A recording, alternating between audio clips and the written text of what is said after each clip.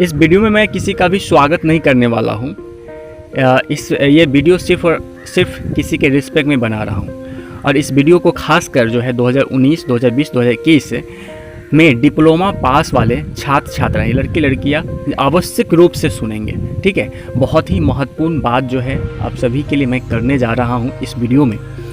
ये वीडियो बनाने का मकसद सिर्फ और सिर्फ सच्चाई से रूबरू करवाना है। जी हाँ दोस्तों, सच्चाई क्या है और क्या आप समझ रहे हैं, इन दोनों बातों से स्पष्ट करना हमारा आपके सीनियर का बहुत ही परम कर्तव्य है। कुछ दिन पहले बिहार में विधानसभा चुनाव हुआ।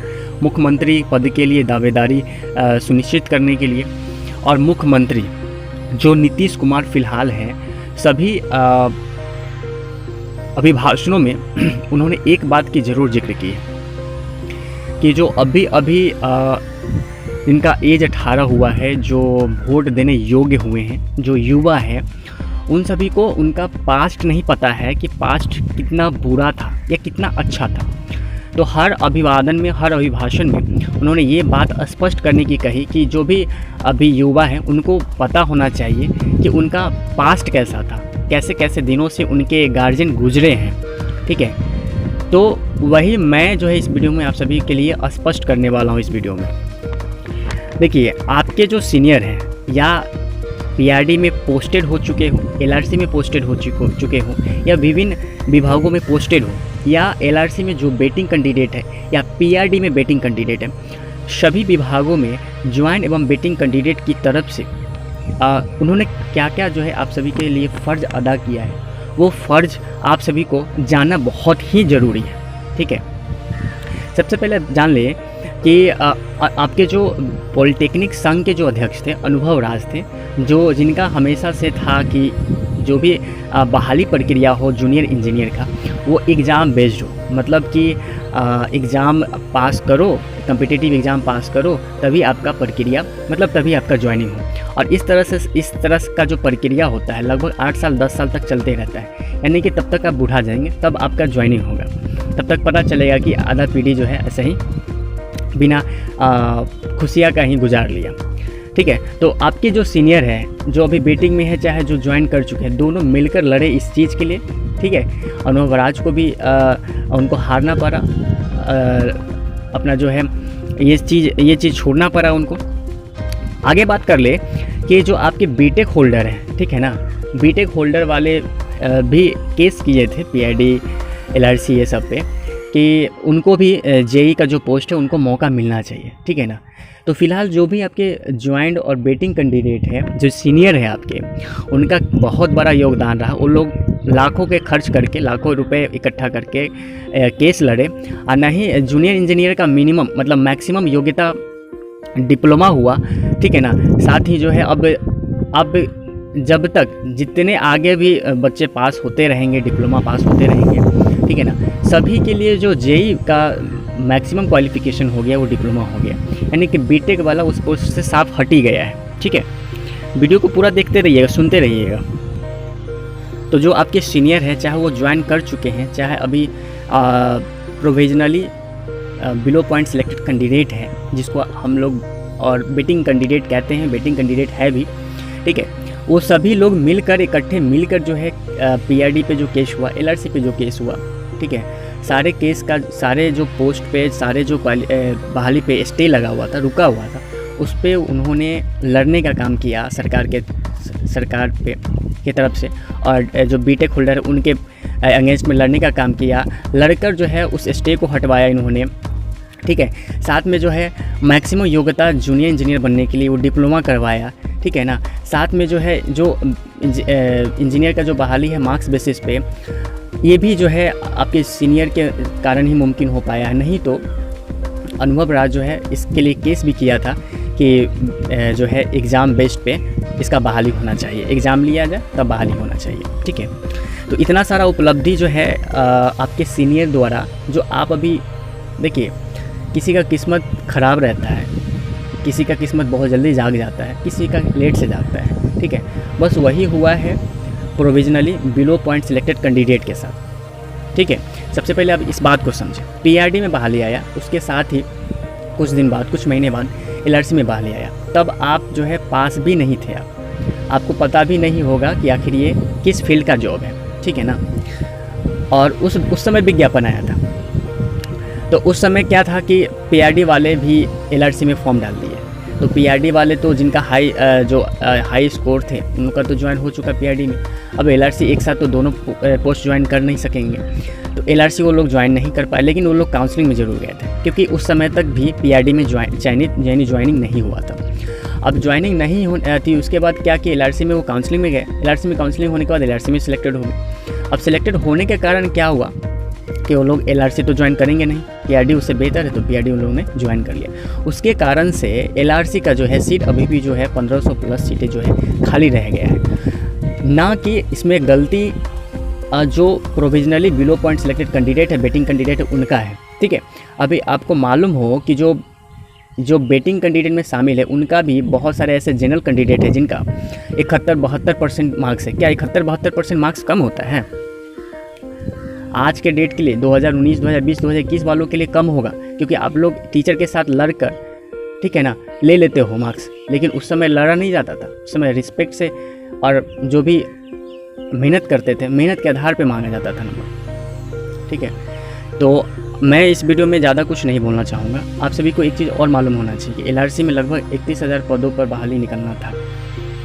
नीतीश कुमार, माननीय मुख्यमंत्री नीतीश कुमार जो है अपने भाषण में बोले थे, लेकिन 6300 पर ही बहाली आया। इसके लिए भी विभाग पर हम लोग लगातार चढ़ाई करते रहे थे, ठीक है ना।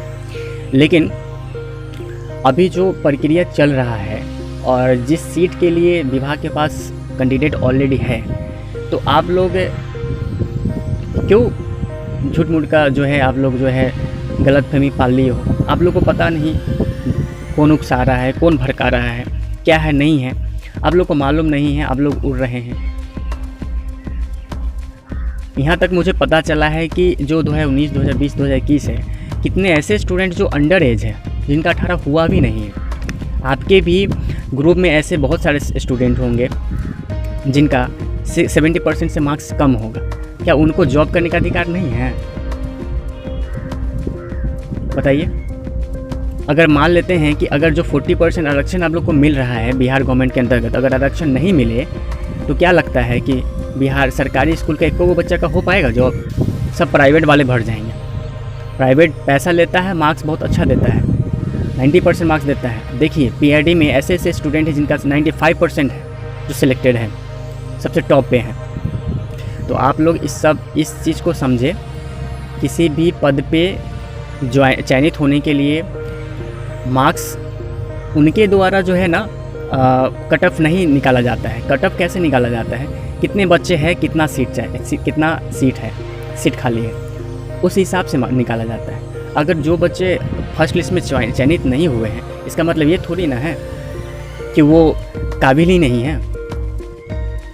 आप लोग के भी ग्रुप में ऐसे बहुत सारे बच्चे होंगे जो काबिल नहीं होंगे, जिनके 70% से कम मार्क्स होगा। क्या वो लोग जॉब के काबिल नहीं हैं? अगर चाहे तो वो लोग भी हल्ला कर सकते हैं कि आप हमारे सीनियर को ऐसे बोल रहे हो कि वो काबिल नहीं है, वो योग्य नहीं है, वो कैडी लगा हुआ है, लोग 3 साल 4 साल 5 साल में डिप्लोमा पास किया है।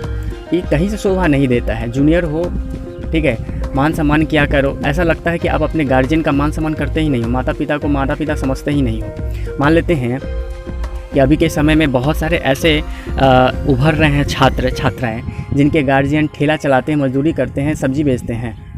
क्या उनके बच्चे का सपना देखने का कोई अधिकार नहीं है? जॉब करने का कोई अधिकार नहीं है? और कल के मान लेते हैं उनके बच्चे अगर जॉब कर लेते हैं, IAS IPS ऑफिसर बन जाते हैं, तो क्या अपने माँ बाप का इज्जत करना भूल जाएंगे? ठोकर मार देंगे, गलियाएंगे, अब सब निकालेंगे? नहीं ना। तो आप लोग इस सब बात को समझे। सीनियर होता है, जूनियर हो, जूनियर की तरह रहो। आगे बहुत सारा आप लोग को संभावनाएं हैं, बहुत सारे विभागों में सीट आएंगी, रिक्तियाँ आएगी। अगर कोई भी आपको उकसा रहा है, कोई भी बहला रहा है, तो हम आपको बोलेंगे पॉलिटेक्निक छात्र संघ जो अंशु जी हैं, अभी बेटिंग कैंडिडेट के जो संघ हैं, जो अध्यक्ष हैं, उनसे आप रूबरू हुइए। डिस्क्रिप्शन बॉक्स में नंबर दे देंगे, आप उनसे फेस टू फेस जाके मिलिए। ना वो आपके दुश्मन है, ना बेटिंग वाले दुश्मन है, ना आप उन लोग के लिए दुश्मन है। दोनों भाई हैं, कोई छोट है, कोई बड़े हैं। एक दूसरे का रिस्पेक्ट कीजिए, बात को समझिए गंभीरता से। जिस पोस्ट के लिए चयनित है बच्चे, विभाग के पास ऑलरेडी बच्चे खाली है उनके पास, तो उस पर जो है आप लोग जो है जले पे नमक छिड़कने का काम मत कीजिए, कहीं से शोभा नहीं देता है, ठीक है ना। चाहे तो सीनियर बेटिंग वाले भी बहुत कुछ कर सकते हैं, अब शब्द आप लोग के लिए निकाल सकते हैं, ठीक है ना, बहरूपिया शब्द निकाल सकते हैं, ठीक है, डबल मीनिंग वाले शब्द बोल सकते हैं, लेकिन वो लोग कुछ नहीं करते हैं क्योंकि जानते हैं कि जूनियर अभी बच्चा है, छोटा है। बहुत ऐसे हैं जो कि नादान है, अंडर एज है, अभी दूध का दांत भी नहीं टूटा है, उड़ने दो, कोई बात नहीं है। लेकिन कभी ना कभी तो जब चिड़िया उड़ती है तो आकाश में उड़ती है तो कभी ना कभी तो धरती पे आती ही है, उसी तरह कभी ना कभी तो आप लोग भी धरती पे आएंगे। बस इसी शब्दों के साथ उनका यही कहना है कि किसी भी जूनियर को 2019, 2020, 2021 पास आउट, किसी भी जूनियर को अगर किसी तरह का प्रॉब्लम है, किसी तरह की समस्या है, ठीक है, आप अंशु जी से डायरेक्टली संपर्क कीजिए, डिस्क्रिप्शन बॉक्स में आपको नंबर मिल जाएगा, ठीक है। और ज़्यादा से ज़्यादा कहेंगे कि इस वीडियो को अपने जूनियर, अपने सीनियर, अपने ग्रुपों में शेयर कीजिए। 2019, 2020, 2021 के पास आउट छात्रों को ये न्यूज़ मिलना चाहिए कि जो बेटिंग कैंडिडेट है, जो चयनित हो चुके हैं, उन दोनों का कितना बड़ा योगदान रहा है, तभी आज जो है वो जूनियर इंजीनियर बनने योग्य हैं। नहीं तो उनका 80% भी मायने नहीं रखता। अगर बीटेक क्वालिफाइड कर देता बीटेक, तो सारे बीटेक वाले घुस जाते हैं, आपको भी जॉब नहीं मिलने वाला था।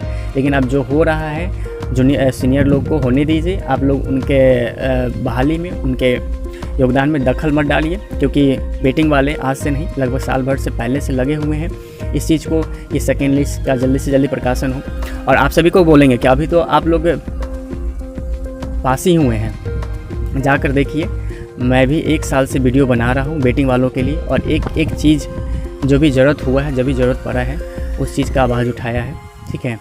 आप लोग अभी जाने हैं कि क्या है नहीं है, ठीक है। आप लोग को उकसाया जा रहा है, पहले भी अनुभव राज द्वारा उकसाया जा रहा था, लेकिन वो लोग शांत हो चुका है। आप लोग भी बहुत जल्दी शांत हो जाएंगे, इसलिए बोलेंगे कि नरम किससे पेश आइए। आगे बहुत सारा बहाली है आप लोग के साथ, आपके पास बहुत उम्र है, आप लोग के पास आगे संभावनाएं बहुत सारे हैं जॉब करने के लिए, ठीक है। किसी भी तरह का दिक्कत हो, आप अंशु जी से, अंशु सर से आप संपर्क कीजिए। वो बेटिंग वाले के लिए अभी वर्तमान में पॉलिटेक्निक छात्र संघ के माननीय आदरणीय सदस्य हैं, अध्यक्ष हैं, ठीक है। और उनका योगदान जो है पॉलिटेक्निक छात्रों के लिए सर्वमाननीय है, इसलिए उनका रिस्पेक्ट कीजिए। सारे बेटिंग वालों का रिस्पेक्ट कीजिए, सीनियर है। आप शब्द का उच्चारण मत कीजिए, आप कहीं भी एप्लीकेशन देते हैं दीजिए, लेकिन इन शब्दों के साथ मत दीजिए कि वो योग्य नहीं है। अब इन शब्दों के साथ दीजिए कि नए बहाली निकाला जाए, ठीक है।